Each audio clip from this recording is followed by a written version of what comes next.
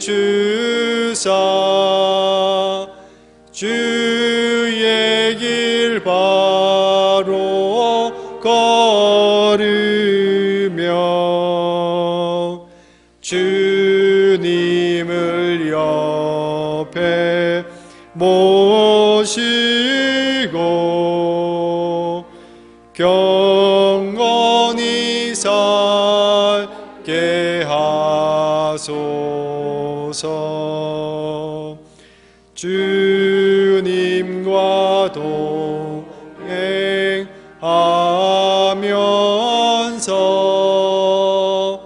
거룩한 길로 행하며 진리의 예수 붙잡고 길 잃지 않게 하소서. 연약한 나를 도우사 하나님 나라 이르러 주님의 품에 안기는 영원한 안식 주소서.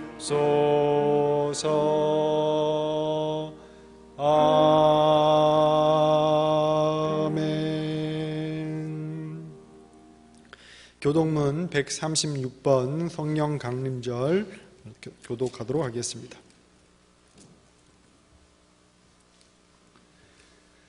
그 후에 내가 내 영을 만민에게 부어주리니 너희 늙은이는 꿈을 꾸며 너희 젊은이는 이상을 볼 것이며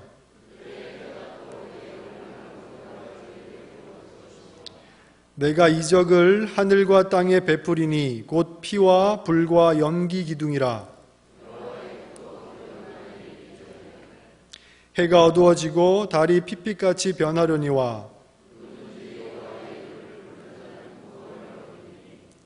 이는 나 여호와의 말대로 시온산과 예루살렘에서 피할 자가 있을 것이며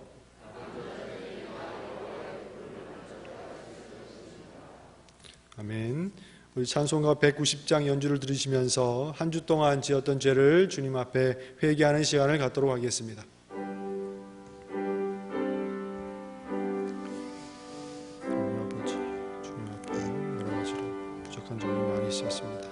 하나님 아버지, 이 시간 성령님께서 함께하여 주셔서 우리의 죄를 하나님 용서하여 주시고 하나님 아버지 똑같은 죄를 다시 범하지 않는 일이 없도록 주님께서 도와주시옵소서. 주님께서 하나님 이 시간 회개하는 마음으로 주님 앞에 나옵니다. 주님 용서해 주시고 주님 예배에 합당한 마음과 마음으로 변화시켜 주시옵소서. 주님 앞에 부족한 것이 많이 있었습니다. 주님 용서해 주시옵소서.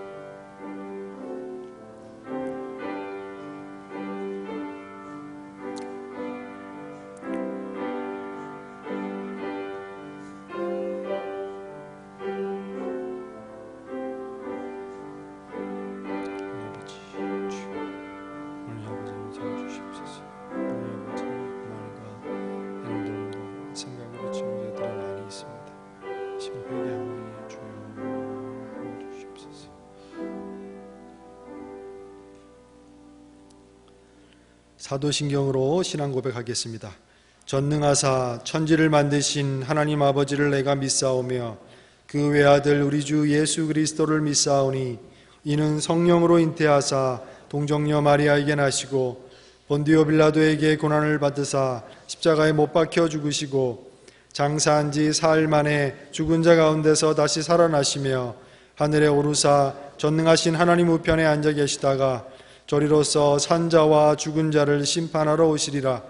성령을 믿사오며 거룩한 공예와 성도가 서로 교통하는 것과 죄를 사하여 주시는 것과 몸이 다시 사는 것과 영원히 사는 것을 믿사옵나이다. 아멘. 찬송가 1장으로 영광송 찬양하겠습니다.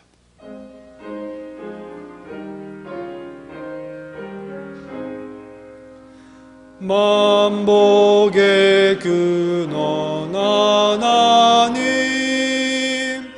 온 백성 찬송 드리고 저 천사여 찬송하세. 찬송 성부 성자 성령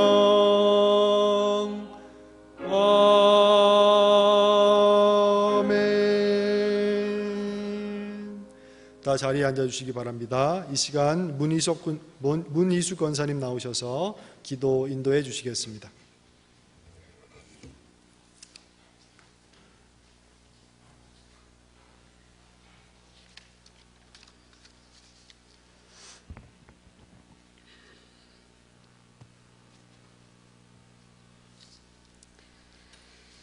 우리의 죄를 위하여 십자가에서 죽으시기까지 우리를 사랑하신 주님, 그 크신 은혜와 사랑을 감사드립니다. 주님을 멀리하며 세상길에 이끌려 육신과 욕심을 따라 우리의 마음대로 살았던 수많은 죄를 회개합니다. 용서하여 주시옵소서. 코로나로 일상이 무너지고 혼란스럽고 어지러운 이 우리들의 삶을 돌아보사 불쌍히 여겨 무거운 죄의 짐을 십자가의 은혜로 구원하여 주시길 호소합니다. 세상을 향하던 몸과 마음들이 하나님께로 돌아서는 은혜를 주시옵소서. 하늘문이 열리고 성령의 바람이 불어와 저희들을 깨우치고 하나님의 뜻을 깨달아 알게 하여 주옵소서. 성령의 능력으로 복음이 전파되고 새 생명의 열매가 맺게 하여 주시옵소서. 우리들의 삶을 뒤돌아보시며 말씀 안에서 굳게 서 변화하는 세상 가운데서도 하나님만 바라보며 이 고난을 이기게 하여 도와주옵소서. 이 시대의 젊은이들이 비전을 가지고 하나님의 섭리와 청절을 깨달아 알게 하여 주시옵소서. 가정의 달입니다. 예수 안에서 모든 가정이 참된 평안과 소망 가운데 복을 누리며 인내와 사랑 가운데 축복을 주시며 모든 가정이 인과기도 되는 복을 허락하여 주옵소서. 거룩하고 성결한 삶을 살아갈 수 있도록 은혜를 베풀어 주시옵소서. 코로나가 속히 종식되어 나라의 경제가 회복되며 국가의 안보까지도 지켜주시길 원합니다. 장원교회와 돕는 지교회가 부흥되어 모든 지역이 구원을 받으며 복음이 전파되어 이웃에게 구제의 손길과 하나님의 사랑을 전하게 하여 주시옵길 원합니다. 어려운 난국에도 타국에서 복음을 전하는 우리 선교사님들을 능력으로 붙드시어 하나님의 사역을 위한 모든 것을 채워 주시옵소서. 저 북한에도 성령의 바람이 불어가 복음이 전파되게 하옵소서. 말씀을 가르치는 우리 교사 선생님들에게 성령 충만 주시어 어린 생명을 바른 길로 인도하게 하여 주시옵기를 원합니다. 말씀을 주시는 목사님, 성령의 능력과 권능으로 붙들어 역사하시며 강건하게 하여 주시옵기를 원합니다. 세우신 목회 개혁을 인도하시며 모든 기관들이 부흥되게 하여 주시옵소서. 말씀이 선포될 때 성령의 단비로 우리의 마음이 열리며 평온케 하시사 문제 해결, 응답받는 은혜의 시간들이 되게 하여 주옵소서. 말씀에 순종하며 살게 하여 주옵소서. 믿다가 실족된 자들을 돌아보며 상처받은 영혼들을 치유하시고 위로해 주시사 화평을 누리며 인내와 진리 가운데 처음 사랑을 회복하는 은혜를 주시옵소서. 이 지역에 성령의 기름 부음과 부흥의 불길이 일어나며 우리들의 영혼의 생명의 소망과 빛으로 인도하여 주시옵기를 원합니다. 이단으로부터 넘어지지 않도록 붙들어 주시옵기를 원합니다. 이 민족의 어려운 우리들의 삶 가운데 오셔서 길을 열어 주시옵소서. 모든 백성이 하나님의 품으로 돌아와 영광 돌리기를 원하오며 늘 뒤에서 오늘도 수고하는 모든 손길들을 축복하여 주시옵소서. 새 힘과 소망을 주신 예수님의 이름으로 기도하옵나이다. 아멘.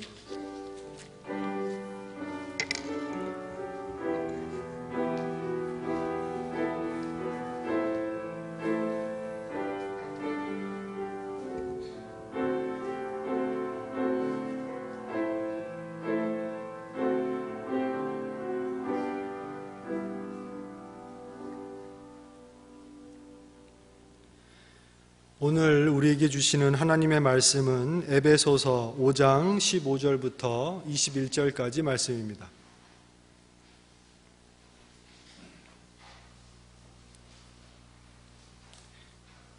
에베소서 5장 15절부터 21절까지 말씀입니다.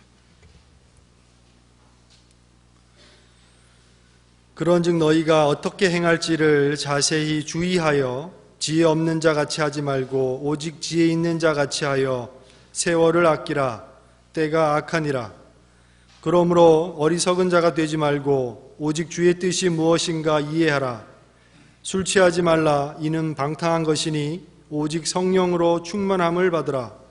시와 찬송과 신령한 노래로 서로 화답하며 너희의 마음으로 주께 노래하며 찬송하며 범사에 우리 주 예수 그리스도의 이름으로 항상 아버지 하나님께 감사하며 그리스도를 경외함으로 피차 복종하라.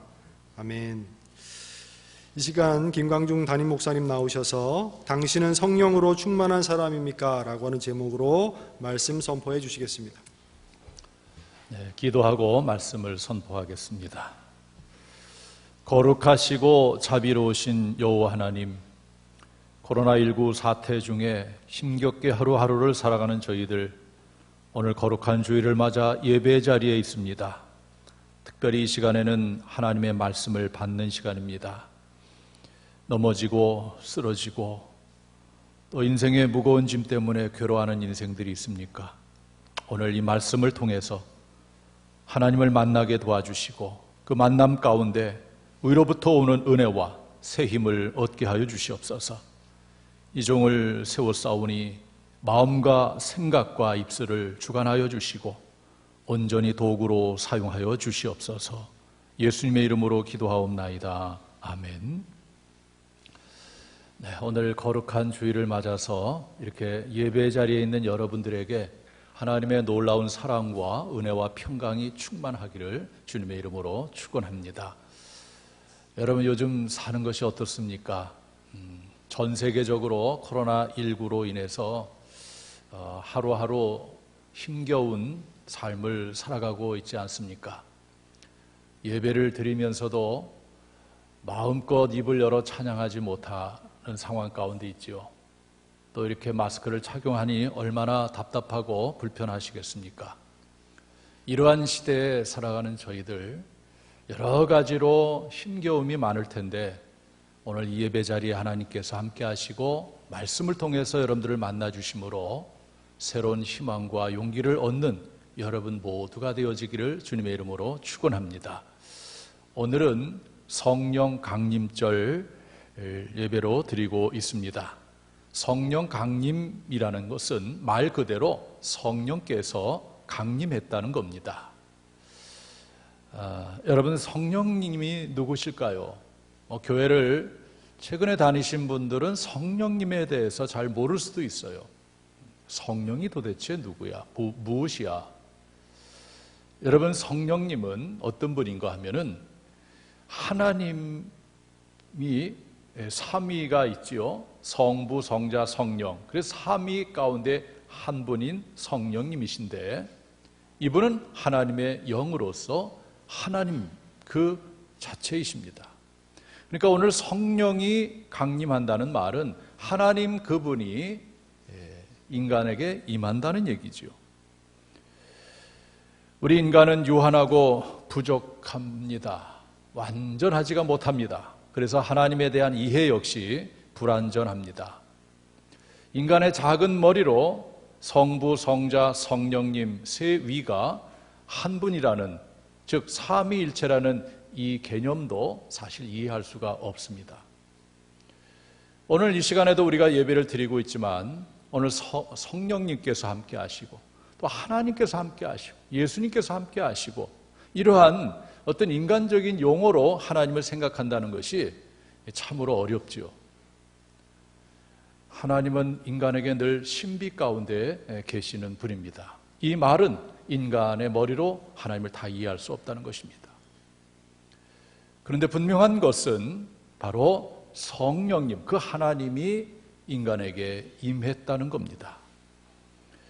하나님은 이 성령님이 인간에게 오심에 대해서 여러 각도로 예언해 놓으셨습니다. 또 약속해 놓으셨어요. 예컨대 하나님은 요엘 선지자를 통해서 성령님에 대해서 이렇게 약속했습니다. 요엘 2장 28절 상반절에 보면 그 후에 내가 내 영을, 여기서 내 영은 성령이죠. 하나님의 영을 만민에게 부어주리니 이렇게 말씀하셨어요. 만민에게, 이제 모든 사람들에게, 각 사람에게 하나님의 영을 부어주겠다 이렇게 약속을 했습니다. 인간의 몸이 되셔서 이 땅에 오신 예수님, 그 예수님께서도 이 성령님에 대해서 여러 말씀을 하셨는데 특별히 성령님에 대한 이런 약속을 하신 적이 있습니다. 요한복음 14장 16절에 보면 내가 아버지께 구하겠으니 그가 또 다른 보혜사를, 여기서 또 다른 보혜사는 성령님을 말씀하는 것입니다. 성령님을 너희에게 주사 영원토록 너희와 함께 있게 하리니 이렇게 말씀하셨어요. 예수님도 성령님이 오신다, 하나님 아버지께서 성령님을 주신다 이렇게 말씀하셨습니다. 온 인간의 모든 그 죄를 담당하시고 십자가에서 죽으셨다가 사흘 만에 부활하신 예수님, 이제 부활하신 예수님께서 하늘에 승천하시기 전에 제자들에게 이렇게 성령에 대해서 말씀하셨습니다. 사도행전 1장 4절에 보면 사도와 함께 모이사 그들에게 분부하여 이르되, 지금은 예수님 부활하신 상태예요.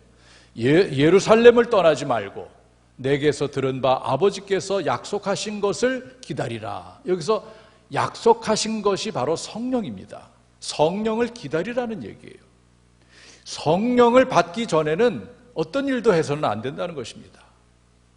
그 후에 예수님께서는 제자들에게 만민에게 복음을 전파하라, 또 내 증인이 되라, 이런 엄청난 지상 명령을 내리시는데 그 전에 제자들이 해야 될 것은 기다리는 거예요. 무엇을? 약속하신 것, 성령을 기다려야 된다. 즉 성령을 받기 전에는 아무것도 시작하지 말 것을 예수님 말씀하셨어요. 오늘날도 마찬가지입니다. 우리가 주님의 일을 할 때도 성령이 나에게 임하여야지, 성령의 역사가 있어야 일을 시작하는 것이지 성령 없는 어떤 일도 시작해서는 안 되는 것입니다. 그래서 예수님께서 성령을 기다리라, 약속하신 것을 기다리라. 그래서 예수님의 제자들과 예수님을 따르는 이들은 그 말씀대로 기다리게 되는 것이죠. 사도행전 2장 1절부터 4절에 보면은 이들이 기다려서 기도할 때 어떤 일이 일어났는지, 오늘 이 말씀을 근거로 해서 우리가 성령 강림절을 지키고 있어요. 오순절 날이 이미 이름에, 이 오순절은 유대인들에게 3대 절기 중에 하나지요. 유월절, 또 오순절 맥추절이라고도 하고 그 다음에 수장절. 예수님께서 부활하신 지 50일째 되는 날이기도 합니다. 오순절 날이 이미 이름에 그들이 다 같이 한 곳에 모였더니 호련히 하늘로부터 급하고 강한 바람소리 같은 소리가 있어 그들이 앉은 온 집에 가득하며 마치 불의 혀처럼 갈라지는 것들이 그들에게 보여 각 사람 위에 하나씩 임하여 있더니 그들이 다 성령의 충만함을 받고 성령이 말하게 하심을 따라 다른 언어들로 말하기를 시작하니라. 놀라운 일이 벌어졌다는 거예요. 마가의 다락방에서 약 120문도 성도들이 그 약속하신 그 성령을 기대하면서 간절히 기도했을 때에 요엘 선지자로 통해서 예언된 만민에게 내 영을 부어주겠다는 그 약속이 성취되는 그런 놀라운 역사가 일어나게 됩니다. 하나님의 영인 성령이 인간 각 사람에게 임하는, 강림하는 놀라운 일이 벌어진 것입니다. 인간의 역사상 역사를 구분할 수 있는 분기점이 될 만한 아주 중요한 큰 사건들이 있지요. 그 중에 하나가 바로 이 성령 강림 사건입니다. 하나님의 영이 인간에게 임한 이 사건이야말로 인간의 역사를 크게 나누어지는 그런 분기점 역할을 하게 된 것이죠. 다시 말해서 하나님께서 온 인류를 구원하는 그러한 계획 가운데 하나님은 교회를 통해서 복음이 전파되기를 원하고 많은 영혼들을 구원하기 원하는데, 이 교회, 하나님의 백성 공동체가 태동하게 된 것이 바로 성령 강림 사건입니다. 그래서 오늘 성령 강림절로 우리가 지키게 되는데, 바로 이 날은 교회의 생일과도 같은 날이에요. 역사상 교회가 탄생케 하는 성령 강림이 일어난 그런 놀라운 날이기도 합니다. 여러분, 개인에게도 마찬가지예요. 여러분들의 일생을 어떤 분기점으로 나눈다면 다른 것이 아니고 성령님을 받았느냐, 바로 이것입니다. 여러분들이 성령을 받는 그날, 그 순간이 여러분들의 인생의 분기점이 되는 것입니다. 그러므로 오늘 성령 강림이라는 것은 온 인류와 여러분 개인에게 놀라운 사건이 아닐 수가 없는 것입니다. 사랑하는 성도 여러분, 여러분들은 어떤 사람이 되고 싶습니까?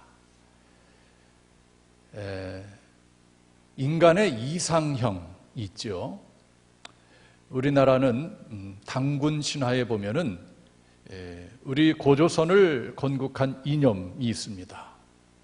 그리고 또 이와 똑같은 그 하나의 인간상을 표방하는 것이 대한민국 교육법이 정한 교육 이념이 있는데, 여기에 보면은 우리 대한민국 교육의 목적이 무엇이냐, 어떤 사람을 만들어내야 되느냐, 그 목적이 바로 뭡니까? 홍익인간입니다. 홍익인간. 그러니까 대한민국은 홍익인간을 만들어내는 거예요. 고조선의 건국 이념도 홍익인간이에요. 홍익이라는 말은 널리 이롭게 한다는 뜻이에요. 널리 이롭게 하는 사람을 하나의 이상적인 인간형으로 본 것이죠. 자, 그렇다면 하나님께서는 어떤 사람이 되기를, 우리 인간들이 어떤 사람이 되기를 원하는가? 기독교에서는 어떤 인간상을 바라는가? 다른 것이 아니죠. 바로 예수님을 닮은 사람. 그래서 하나님을 사랑하고 이웃을 사랑하고, 그리고 만물에 대한 책임적인 그러한 생각을 가지고 만물을 돌볼 수 있는 그러한 인간. 자, 이러한 인간이 되기 위해서 대전제가 무엇인가 하면은 바로 하나님께서 기뻐하시고 하나님께서 원하는 그러한 사람이 누군가 하면 바로 성령으로 충만한 사람입니다. 바로 이 사람이 가장 복된 사람이에요. 어떤 사람이 복 있는 사람일까? 세상적으로 이런 저런 것 많이 갖고 누리는 사람이 복 있는 사람일까? 아니에요. 바로 하나님의 영인 성령으로 충만한 사람이 복 있는 사람이고 하나님이 가장 기뻐하는 사람입니다. 여러분들이 한 세상을 살아가면서 이런 진리의 말씀을 깨닫고 알아야 돼요. 아, 그렇구나. 내가 믿는 하나님이 가장 원하는 사람은 성령으로 충만한 사람이다라는 것을 우리가 알고 살아가야 되는 것입니다. 그렇다면은 성령으로 충만하다는 것이 무슨 의미일까? 어떤 이는 기도하다가 뭔가 등짝이 뜨거워지고 뭔가 불 같은 것을 받고 뭐 이런 것을 성령 충만하다고 얘기할 수도 있어요. 그러나 이 충만하다는 것이 어떤 의미일까? 한자로 충만, 채울 충자 찰만자죠. 채워서 찬다는 얘기예요. 다시 말해서 가득 차 있는 것이 충만의 의미입니다. 그럼 성령으로 충만하다는 것은 성령으로 가득 차 있다는 얘기겠죠. 오늘 성경은 사도 바울이 에베소 교회에 보내는 편지의 내용입니다. 여기에 보면은 사도 바울은 하나님을 믿는, 예수님을 따르는 주의 백성들은 어떻게 인생을 살아야 되는가 몇 가지로 말씀하고 있을 때에 지혜 있는 자같이 하라, 세월을 아끼라, 때가 악하다, 그리고 주님의 뜻이 무엇인지를 분별하면서 인생을 살아라 라고 하면서 성령 충만한 삶을 살 것을 요구할 때에 술을 비유로 해서 말씀하는 것을 볼 수 있습니다. 오늘 본문 에베소서 5장 18절을 보면 술 취하지 말라, 술 취하지 말라. 이는 방탕한 것이니 오직 성령으로 충만을 받으라. 이렇게 말씀하세요. 술 먹는 이는 성경 술 먹지 말라고 했다. 먹지 말라는 얘기다. 술 취하지 말라.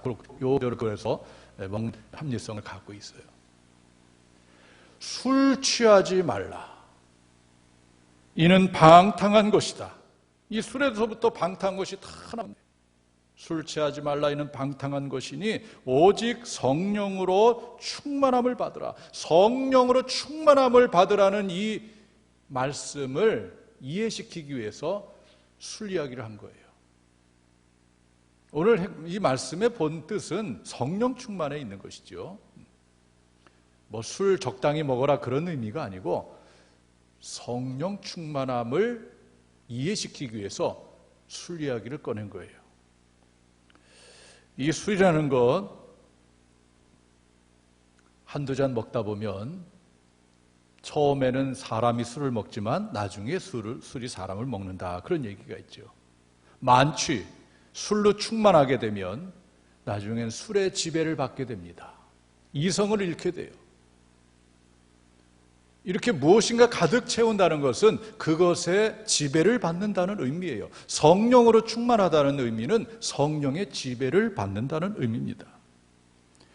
술로 충만하게 되면 술의 지배를 받게 되는 것이죠. 유대인들의 탈무드에 보면 이런 얘기가 있어요. 최초의 인간이 포도나무를 심었는데 거기서 포도 열매가 열리지 않습니까? 악마가 찾아와가지고 이것이 무엇이냐? 이 식물에는 아주 달콤하고 맛있는 열매가 열리는데 익은 다음 그 즙을 내서 마시면 아주 행복해진다네 라고 말하자 이 악마가 양과 사자, 원숭이와 돼지를 데리고 와서 죽여서 그 피를 이 포도나무 밑에다가 거름으로 뿌립니다. 그래서 이 포도나무가 자라서 그 거름을 먹고 자라서 열매를 맺게 되죠. 이게 유대인의 탈무드에 나오는 얘기예요.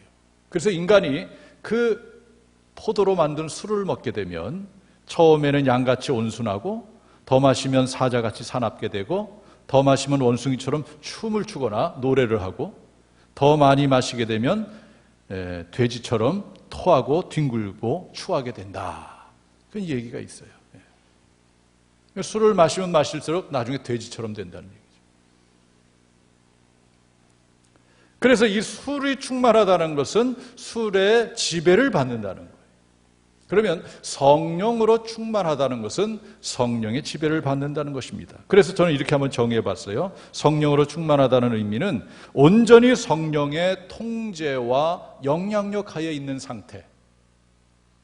물론 기도하다가 등이 뜨겁고 그런 어떤 감정적인 그런 현상도 나타나지만 성령의 충만함의 의미는 온전히 성령의 통제와 영향력 하에 있는 상태, 이런 상태를 성령으로 충만하다 이렇게 말하는 것입니다.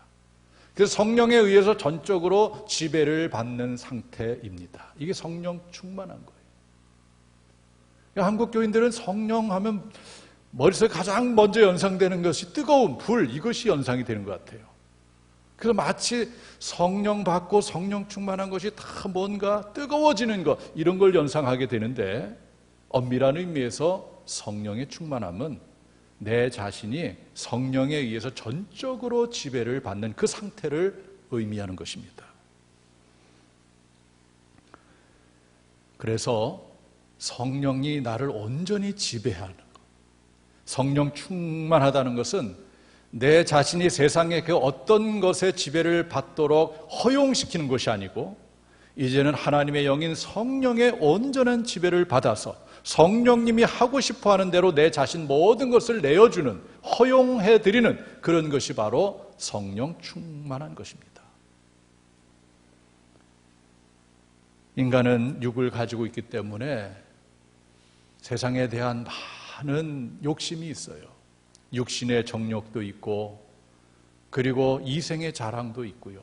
안목의 정욕도 있고 이러한 정욕의 욕심에 이끌리다 보면 여기에 지배를 받게 되고 내 자신을, 내 인생을 거기에 허용하는 거예요. 내어주는 겁니다.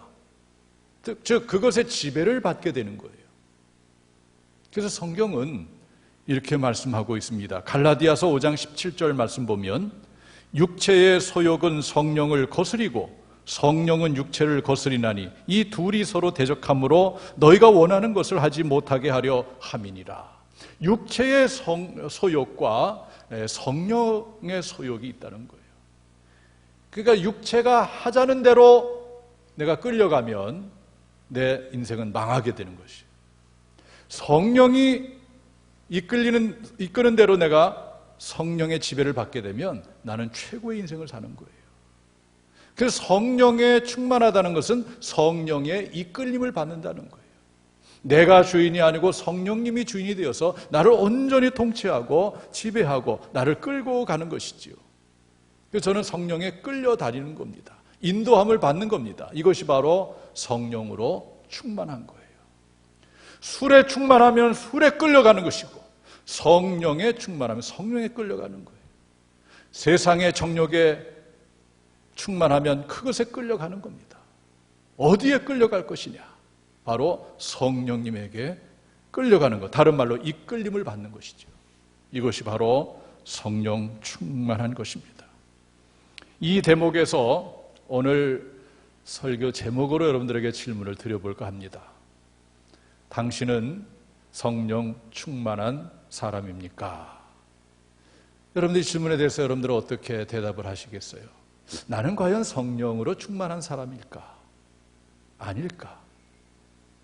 어떻게 생각하십니까? 한번 스스로를 점검해 보시기 바랍니다. 또 한 가지 질문을 드리겠어요. 여러분들은 성령을 받으셨습니까? 내가 받은 것도 같고 안 받은 것도 같고 뭐 뜨거운 것도 없었는데, 이렇게 물어보죠. 여러분들은 정말 예수님을 그리스도로 믿습니까? 여러분 정말 예수님을 주라고 고백할 수가 있겠습니까? 만일 그렇다면 여러분들은 성령을 받은 겁니다. 왜냐하면 고린도전서 12장 3절 하반절에 보면 성령으로 아니하고는 누구든지 예수를 주라 할 수 없느니라. 여러분들이 예수님을 나의 주님, 나의 그리스도, 나의 구원자 이렇게 입으로 말할 수 있고 시인할 수 있고 고백할 수 있는 것은 어떤 세상의 지식의 힘을 가지고 하는 것이 아니고 성령의 역사로 한다는 거예요.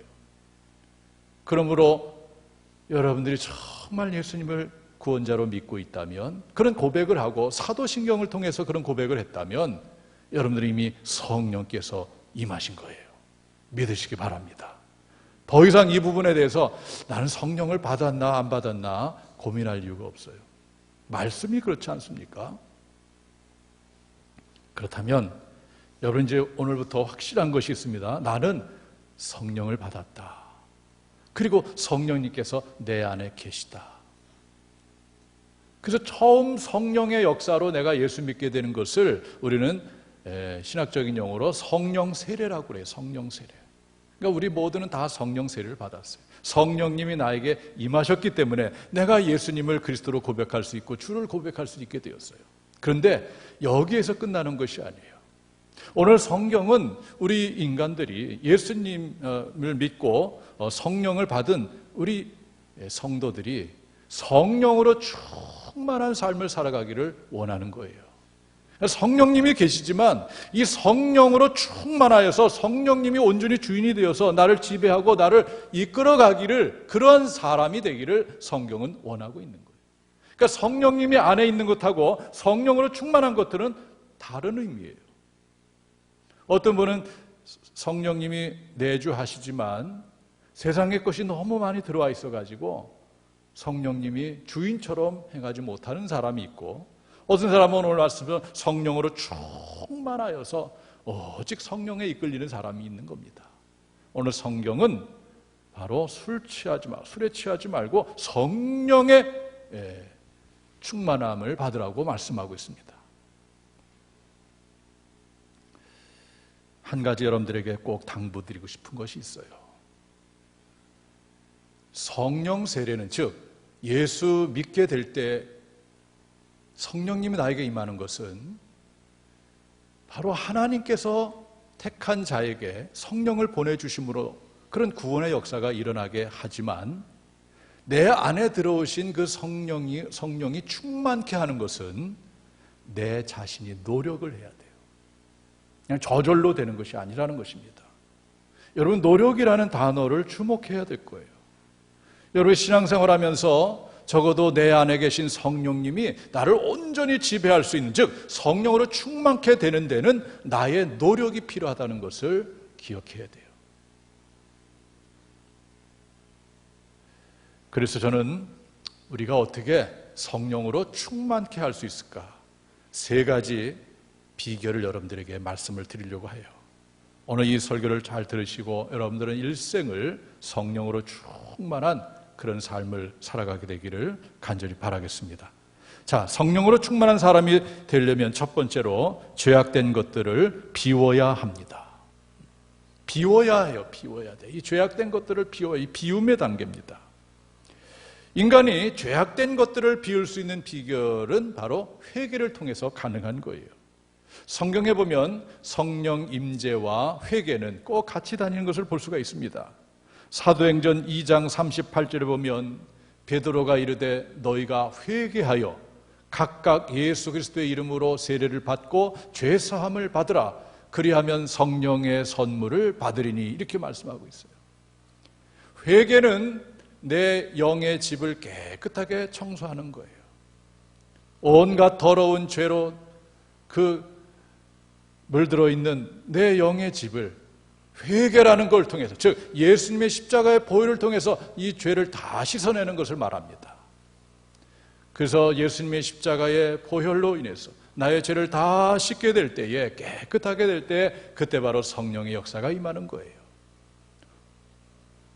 누차 말씀드리지만 회개가 먼저냐 성령의 임재가 먼저냐, 이 관계는 참 신비로운 거예요. 또 성령의 역사가 회개에 있어야 회개도 할 수가 있거든요. 또 회개가 있어야 또 성령이 임하거든요. 이 관계는 인간의 머리로 완벽하게 이해할 수 없는 동시적으로 일어나는 아주 신비로운 현상입니다. 회개가 있는 곳에 바로 성령의 역사가 일어나는 거예요. 그래서 우리는 늘 주님 앞에 나올 때마다 우리 자신을 깊게 성찰하고 회개해야 돼요. 자꾸 깨끗하게 더러운 것을 씻어내야 됩니다. 저는 여러분들이 신앙생활하면서 무엇보다도 죄에 대한 민감성이 있게 되기를 주님의 이름으로 축원합니다. 우리 감각도 가면 갈수록 이 감각을 느끼는 정도가 좀 떨어져요. 그 음식점에서 일하시는 분들, 그 아주머니, 그 뜨거운 냄비를 그냥 들어요. 저희는 대면 뜨거워서 빼는데 그만큼 감각이 무뎌졌다는 거예요. 우리의 삶에 있어서도 이 죄에 대한 감각도 마찬가지예요. 처음에는 죄를 지을 때 가슴이 두근두근 거리는데 2번째 지을 때는 조금 덜하고 3번째, 4번째 가다 보면 만성화돼서 아무런 느낌도 받지 않아요. 예배도 마찬가지입니다. 처음 주일 예배를 빠질 때는 굉장히 아주 뭔가 좀 불편하고 뭔가 좀 깨름직하고, 그런데 1-2번, 3번 빠지다 보면 나중에 그런 느낌도 안 받는다는 거죠. 여러분, 코로나 사태를 겪으면서 많은 분들이 막 그런 경우가 있을 거예요. 처음에 코로나19 사태로 인해서 가정에서 예배 드릴 때는 그래도 교회 가서 예배 드려야 될 텐데, 이게 1-2주 가다가 몇 달 가니까 이게 익숙해지니까 아무런 느낌도 받지 못하는 사람들도 있을 수가 있겠다. 여러분, 죄의 민감성을 갖게 되기를 주님의 이름으로 축원합니다. 조그만 죄를 지어도 그냥 견딜 수 없어야 돼요. 마음이 편치 않아야 됩니다. 하나님의 말씀을 어겼다면은 마음이 불편한 것이 그게 정상이 돼야 돼요. 그래서 하나님 앞에 나가서 그 죄를 내어놓고 회개해야 되는 것입니다. 죄를 짓고도 죄에 대한 민감성이 없어서 아무런 죄책감도 갖지 않고 살아가는 사람은 참으로 불행한 사람이에요. 성령으로 충만할 수 있는 첫 번째 단계가 비움의 단계, 바로 회개의 단계라는 것을 기억하시길 바랍니다. 2번째는 성령님을 초청해야 돼요. 성령님을 귀하게 여기고 인격적으로 대우해 주시고 정말 성령님이 오실 수 있도록 내가 간절히 마음을 열고 초청하고 받아들일 준비가 돼 있어야 돼요. 여러분, 악한 영은 무례한 영입니다. 그래서 자기 멋대로 사람에게 막 들어가요. 그리고 그를 통제합니다. 그게 귀신 들린 것이죠. 근데 성령님은 우리들에게 오실 때에 우리가 마음을 열기를 원하세요. 환영하기를 원하세요. 성령님은. 그래서 우리 입으로, 우리 영으로 성령님을 환영해야 돼요. 성령님 오시면 좋겠습니다. 저에게 오세요. 초청합니다. 그만큼 성령님을 존중히 여기는 것이지요. 그래서 우리가 성령님에 대해서 존중히 여기고 초청할 때에 성령님은 기뻐하시고 우리 가운데 들어오시기를 원하시는 것이지요. 누가복음 11장 13절 말씀 보면 너희가 악할지라도 좋은 것을 자식에게 줄 줄 알거든 하물며 너희 하늘 아버지께서 구하는 자에게 성령을 주시지 않겠느냐 이 말씀하셨어요. 성령님을 구할 때에 성령님께서 우리에게 들어오시는 것이죠. 세 번째로 우리가 성령으로 충만하려면 거룩한 삶을 살아야 합니다. 이제 거하시고 지배하는 상태에 들어가는데 사실 저는 이 세 번째 단계가 가장 중요하다고 생각을 해요. 제가 노력이라는 단어 사용했지요. 바로 이 부분이 노력의 단계에 해당하는 거예요. 내 안에 계신 성령님이 마음껏 나를 지배하고 나를 이끌 수 있도록 그렇게 하기 위해서는 내가 거룩한 삶을 살아야 되는 것입니다. 내 마음의 집, 영의 집이 더러워지면 깨끗한 영 성령님께서 거하기가 거북하고 불편해요. 여러분들 어느 집에 들어갔을 때에 그 집이 막 어지럽혀져 있다면 또 들어가기 싫을 거예요. 그런데 깨끗한 집에 방에 가면은 늘 가고 싶을 겁니다. 내 마음의 집, 내 영의 집이 온갖 세상의 죄로 다 더러워져 있다면 어떻게 깨끗한 영이 거기에 계속 계실 수가 있겠어요? 그래서 내가 거룩한 삶, 깨끗한 삶을 살아야 돼요. 예수님께서 당신의 제자들의 손을 씻지 않고 떡을 먹었다고 해서 장로의 전통을 범했다. 그렇게 하면서 예수님을 막 비난하는 바리새인과 그 서기관들을 향해서 예수님이 이렇게 말씀하십니다. 마태복음 15장 11절에 보면 입으로 들어가는 것이 사람을 더럽게 하는 것이 아니라 입에서 나오는 그것이 사람을 더럽게 한다. 사람이 어떻게 더러워지는지에 대해서 말씀하고 있어요. 구체적으로 예수님이 말씀하시기를 마태복음 15장 19절 20절 보면 마음에서 나오는 것은 악한 생각과 살인과 간음과 음란과 도둑질과 거짓 증언과 비방이니 이런 것들이 잘 보세요. 악한 생각, 살인, 간음, 음란, 도둑질, 거짓 증언, 비방도 들어가요. 비방, 남막 흉보고 헐뜯는 것 이런 것들이 사람을 더럽게 한다. 씻지 않은 손으로 먹는 것은 사람을 더럽게 하지 못한다. 예수님은 사람을 더럽히는 것이 무엇인지에 대해서 명확하게 말씀하셨어요. 그래서 우리는 이렇게 더러워진 사람이 되면 성령님께서 거하기가 얼마나 불편하시겠어요. 그래서 우리는 거룩한 삶을 살아야 돼요. 여러분, 다윗이라는 사람을 알 겁니다. 이스라엘의 두 번째 왕 다윗. 그가 인생 중에서 가장 하나님 앞에서 두려워했을 때가 있어요. 어떤 것을 두려워했는가?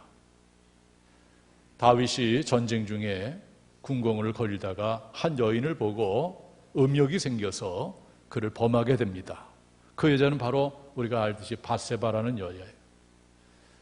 이 여자는 남편이 있는 여자였어요. 그 남편은 우리아라는 아주 그 군대의 충신이었습니다. 그런데도 불구하고 다윗은 왕의 권력을 이용해서 그 여인을 데려다가 그 성적인 간음을 하게 되었어요. 그래놓고 이것을 덮기 위해서 온갖 계략을 하다가 결국에는 그 충신 우리아를 최전방에 보내서 적의 칼에 죽게 만들죠. 살인교사죄. 그러니까 다윗이 지은 죄는 크게 두 가지. 하나는 간음죄, 하나는 살인교사죄예요. 그래놓고 그냥 사는 겁니다. 하나님이 두고두고 그 회개하지 않게 되자 나단 선지자를 보내서 비유적으로 말하게 함으로써 바로 다윗이 그런 죄를 졌다고 책망합니다. 그리고 다윗이 이렇게 자기의 죄가 탄로났을 때에 하나님이 알고 계시다고 생각했을 때에 그가 지은 시가 시편 51편인데 시편 51편 그 배경 설명을 보면 다윗이 밧세바와 동침한 후 선지자 나단이 그에게 왔을 때 이렇게 돼 있어요. 자, 가장 두려운 것이 무엇입니까? 나를 주 앞에서 쫓아내지 마시고 주의 성령을 내게서 거두지 마소서, 이 기도했어요. 다윗에게 있어서 이것이 가장 인생에 두려운 거였어요. 주님께서 주의 성령을 내게서 거둬가는 것, 내 안에 계신 성령님이 나를 떠나가는 것, 이것을 가장 두려워했던 사람이 다윗이었어요. 여러분, 무엇이 두렵습니까? 인생을 살아가면서 무엇이 두려워요? 사업이 안 되는 거? 건강을 잃는 거? 여러분, 무엇이 두려워요? 여러분, 정말 두려워할 것은 나에게 있는 성령이 더 이상 거북해서 불편해서 나에게서 떠나가는 것을 두려워할 줄 아는 여러분들이 되기를 주님의 이름으로 축원합니다. 이것이 가장 두려운 거예요. 성령 없는 인생이 가장 불쌍한 인생이요, 성령으로 충만한 인생이 가장 복된 인생이라는 것을 우리가 기억해야 되는 것입니다. 사랑하는 성도 여러분, 성령 충만은 우리의 노력이 필요해요. 회개해서 나를 비우고 우리 성령님을 존중히 여기고 늘 가까이 하려는 그 마음과, 그리고 말씀대로 사는 깨끗한 거룩한 삶, 이 세 가지가 반드시 필요한데 이거 다 우리가 노력해야 될 부분이에요. 물론 성령의 힘으로 가능하지만 우리 역시 노력을 해야 됩니다. 그리고 성령님이 마음껏 일할 수 있도록 내 자신을 성령님께 맡기고, 그리고 늘 성령님께 나 자신을 노출시켜요. 하나님께 노출시켜야 돼요. 제가 이렇게 목회를 해보니까 성도들이 성령 충만하는 가장 좋은 길이 무엇일까? 그것은 성도들이 더 많이 하나님께 자신을 노출시켜야 되겠다. 여러분, 이 예배 자리에도 사실 이 시간 성령님께 나를 노출시키는 거예요. 하나님께 노출시키는 거예요. 내가 기도할 때에, 내가 말씀 볼 때에, 내가 사역할 때에, 봉사할 때에, 이것이 다 하나님 앞에 나 자신, 내 인생을 다 노출시키는 겁니다. 그 시간에 성령으로 충만하고, 그리고 나는 죽고 성령님이 주인이 되어서 나를 끌고 가는 것이죠. 저는 코로나19 사태를 겪으면서 일부 성도들이 하나님께 노출 시간이 적어진다는 데에 대해서 제가 좀 많이 염려하고 있어요. 할 수만 있으면 주일 예배, 주일 밤 예배, 새벽 예배, 수요밤 예배, 이러한 하나님께 드리는 예배를 통해서 자꾸 하나님 앞에 내 자신을 보이고 노출시키고 그 상황 가운데서 하나님의 능력을 받아야 되는데, 그런 시간이 점점 줄어들고 있다는 것은 그만큼 내가 성령으로 충만하지 못하게 된다는 것입니다. 지금 내 인생의 가장 중요한 문제는 성령으로 충만케 하는 겁니다. 성령으로 충만한 사람은 어떤 삶을 살아야 되는지 오늘 에베소서 5장 19절 21절에도 말씀하고 있어요. 시와 찬송과 신령한 노래들로 서로 화답하며 너희의 마음으로 주께 노래하며 찬송하며 범사에 우리 주 예수 그리스도의 이름으로 항상 아버지 하나님께 감사하며 그리스도를 경외함으로 피차 복종하라. 이게 성령으로 충만한 사람이 살아가는 삶의 모습인 것입니다. 여러분, 화단을 망가뜨리는 가장 쉬운 방법은 낫이나 괭이를 가지고 막 파헤치는 것이 아니고 그냥 내버려 두면 돼요. 방치해 두면 됩니다. 그러면 풀이 나고 금방 망가져 버려요. 나도 마찬가지예요. 사람도 마찬가지입니다. 한 영혼이 망가지는 것은 가만히 방치하면 돼요. 내 자신을 성령님께 허용하지 않고 세상에 허용하고 하나님께 노출시키지 않고 내 스스로 세상으로 들어가 버리면, 나를 영적인 규칙적인 삶으로부터 방치시켜 놓으면은 금방 망가져 버려요. 오늘 이 단에서 선포되는 한 말씀 한 말씀이 하나님께서 여러분들을 향한 말씀으로 받게 되기를 주님의 이름으로 축원합니다. 성령 강림, 이 오신 그 성령님이 내 안에서 충만하게, 즉 나를 온전히 지배해서 나를 끌고 갈 수 있게끔 여러분들은 오늘 세 가지 측면에 노력을 하시길 바랍니다.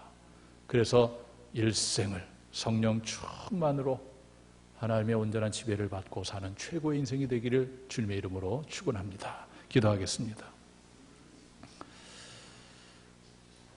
하나님의 영 성령이 인간에게 임한 인류 역사의 분기점이 될 수 있는 그러한 날을 맞이해서 오늘 성령 충만에 대한 주제로 말씀을 선포했습니다. 우리 사랑하는 성도들, 예배 자리에 있어 예수님을 주라 그리스도라고 고백했으니 이미 성령이 안에 계심을 믿게 하여 주시옵소서.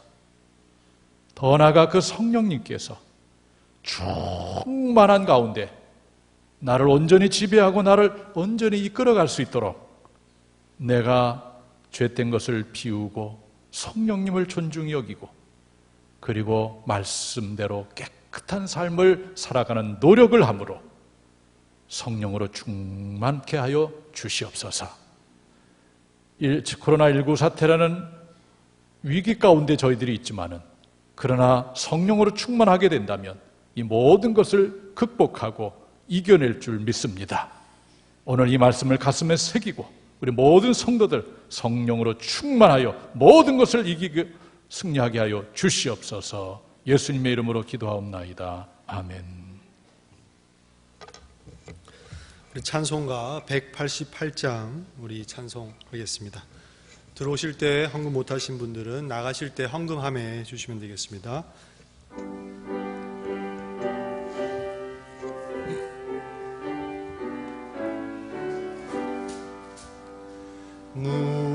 무한하신 주 성령 우리 얻은 성품에 생명빛을 주소서.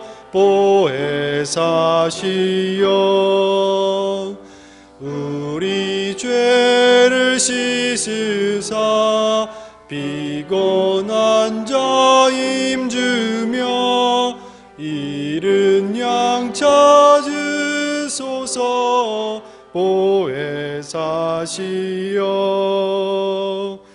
우리 맘의 평안을 이슬같이 내리사 열매 맺게 하소서. 보혜사시여 우리들의 연약함 단식하며 도우사 우리 위에 비소서. 보혜사시여 예수 말씀 따라서 아버지라 부름을 밝히 가르치소서. 보혜사시여 영생하는 인침표 기업 얻을 증거니 전국 인도하소서. 보혜사시여 담임 목사님 나오셔서 봉헌 기도해 주시겠습니다. 하나님 앞에 정성을 다해서 예물을 올렸습니다. 예물을 기뻐 흠양하여 주시옵소서. 특별히 코로나19 사태 중에 물질적으로 어려움 당한 이들도 많이 있습니다. 하나님 일일이 기억해 주시고 긍휼히 여겨 주시고 하나님의 방법으로 더 좋은 것들로 채워 주시옵소서. 10의 1과 선교예물, 감사예물, 주일예물, 또 각양의 예물을 하나님께서 기뻐 받아 주시옵소서. 성령 강림절을 맞아 강단 꽃을 봉헌한 이수련 권사, 정금채 권사님을 기억하여 주시옵소서. 신실하게 하나님을 사랑하고 또 늘 주님의 일을 감당하는 권사님에게 은혜와 복을 더하시되 가족의 건강과 평안을 지켜주시고 자녀순들이 잘 되는 복이 임하게 하여 주시옵소서. 오늘 예물에 참여한 모든 이들 복되게 하시고 늘 성령 충만으로 승리하는 삶이 되게 하여 주시옵소서. 예수님의 이름으로 감사하며 축복하며 봉헌 기도드리옵나이다. 아멘. 우리 서로 인사합시다. 주님의 이름으로 사랑합니다. 반갑습니다. 얼마나 답답하십니까? 마스크 쓰시고. 예. 교회 소식을 나누겠습니다. 여러분 주보를 참조하시기를 바라겠습니다. 그동안 이제 코로나 사태 때문에 저희가 이제 새가족 등록을 사실 받지 않았었어요. 그런데 이제 6월부터는 새가족들 등록을 받으려고 합니다. 그래서 여러분들 주변에 또 이렇게 전도하시고 해서 영혼들을 구원하는 여러분들 되시기 바라겠어요. 우리가 주일 낮 예배는 이렇게 지역으로 나눠서 1부, 2부로 드리고 있습니다. 오늘 기획위원회를 또 통해서 앞으로 예배에 대한 논의도 있겠지만은 어떻게 여러분들 1부 시간에 9시에 나오는 거 힘드시지 않나요? 괜찮아요? 어느 정도 또 이렇게 2달 정도 이렇게 하다 보니까 습관화된 것도 같아요. 자, 그리고 오늘부터 유치부 예배가 재개가 되었습니다. 다른 예배는 다 점차적으로 재개를 했고 지난주에 유치원도 일반 유치원도 등원을 했기 때문에 저희 교회에서도 재개를 했습니다. 조심스럽게 예배를 드리고 있습니다. 기획위원회는 오늘 원래는 오후 12시 20분에 예정되었습니다만 장례가 있어서 시간대를 밥 예배 끝나고 8시 30분에 모이도록 하겠습니다. 오늘 저녁 밤 예배는 성령 충만 기도회로 모여요. 오늘 성령 강림절이잖아요. 그러니까 오늘 기도에 꼭 참석하셔서 여러분 모두가 성령으로 충만케 되는 역사가 일어나기를 간절히 바라겠어요. 내일 새벽은 전교인 새벽 기도회 날입니다. 매달 첫날을 하나님께 올려드리죠. 내일 집사님들이 찬송하는데요. 집사님들은 440장 한 3번 이상 불러보시고 내일 찬양으로 하나님께 영광 돌리시길 바라겠습니다. 이제 내일부터 제42회 평신도 기도 주간이 시작이 됩니다. 그래서 어차피 내일 여러분들 다 나오실 것인가요? 이제 내일부터 기도회를 하는데요. 우리 신부장로님께서는 매일 기도 순서가 있습니다. 그리고 평신도 주일 예배가 다음 주 주일입니다. 그래서 여러분들 주보에 봉투를 하나씩 넣어드렸는데요. 이것은 저희 교회에서 관리하는 것이 아니고 지방 평신도 사회 평신도부에서 관리를 해서 지방의 어려운 교회 또 목회자들 건강검진과 그의 의미 있는 일에 사용하게 되니까 여러분들 정성껏 잘 기도하시면서 봉헌해 주시면 고맙겠습니다. 청장연합회 중앙위원회 연합회가 2번이 들어갔는데 인원 단합대회는 6월 6일 오전 9시에 있습니다. 임원들만 모여서 아마 간단하게 행사하는 것 같아요. 실업인 선교회 총회는 6월 13일에 있고요. 선교센터 우리 토지와 건물을 기독교 대한감리 유지단에 편입을 완료했습니다. 그러면서 저희가 선교센터 그 주변에 여러분들 편리하게 이용하실 수 있도록 좀 공사를 좀 했어요. 나가시면서 한번 가서 차 정도는 마셔도 될 것 같아요. 여러분들 이용하시길 바라겠습니다. 좀 완성된 건 아니고요. 이렇게 잘 보시기 바랍니다. 5월 30일 오늘부터는 예배와 목회를 감염병 예방 수칙을 준수하면서 코로나 이전 상태로 점진적으로 회복할 예정이 있습니다. 아직 속회와 선교회 재개를 하지 않았는데요. 여러분들 속히 될 수 있도록 또 예배 전 찬양이라든지 가브리엘 찬양단이라든지 이런 모든 문제도 좀 점차적으로 회복해 나가도록 하겠습니다. 교회 공동체 소식을 봅니다. 고 이강진 권사님 어제 하나님의 부름을 받으셨어요. 그래서 장례 중에 있고 오늘 오후 2시에 입관 예식이 있고 내일 8시에 발인 예식이 있습니다. 여러분들 많이 기도해 주시기를 바라고요. 참석해 주시기 바랍니다. 그리고 주부에는 싫지 않았지만 우리 김옥희 권사님의 차남께서 하나님의 부름을 받아서 지난주에 장례를 마쳤습니다. 혹시 보시면 위로해 주시기를 바라겠습니다. 그리고 윤재일 권사님께서 소독용 티슈를 10박스를 저희 교회 기증해 주셨습니다. 감사를 드립니다. 자리에서 다 일어나시겠습니다. 치유와 회복을 위한 기도 시간을 갖도록 하겠습니다. 가슴에 손 얹고 아픈 곳에 손 얹고 기도하겠습니다. 하나님 아버지, 거룩한 주일 예배 자리에 있는 저희들을 귀하게 여겨주시고 특별히 손댄 부분을 만져주셔서 치료해 주세요. 성령으로 충만하여 험악한 이 세상 승리하기를 원하는데 특별히 육신의 질병도 치료하심으로 힘있게 주의를 감당할 수 있는 저희들 되게 하여 주시옵소서. 마음의 상처도 치유하여 주시옵소서. 가슴에 손 얹고 가족을 위해서 간구하는 성도들을 기억하여 주시사 온 가족 예수 믿고 구원받고 짧은 인생이지만 아름답고 가치 있는 최고의 인생을 살게 하여 주시옵소서. 두 손을 모으고 한 주간의 삶을 위해서 기도합니다. 이번 주간에도 주 안에서 승리할 수 있도록 성령님께서 저희들을 이끌어 주시옵소서. 예수님의 이름으로 기도하옵나이다. 아멘. 여러분들을 세상으로 파송합니다. 하나님 나라 백성들이여, 최고의 복된 사람이 성령으로 충만한 사람임을 깨닫고 죄된 것들을 버리고 말씀 중심으로 거룩한 삶을 살아내므로 성령으로 충만하여 평안과 기쁨의 삶을 살며 하나님 나라 증언과 확장을 위하여 복음을 들고 세상으로 나아갈지어다.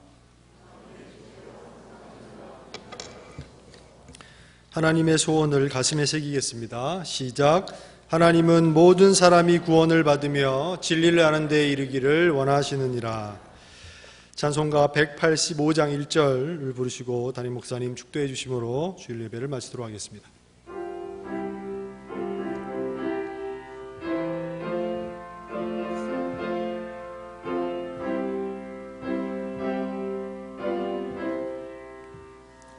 이 기쁜 소식을 온 세상 전하세.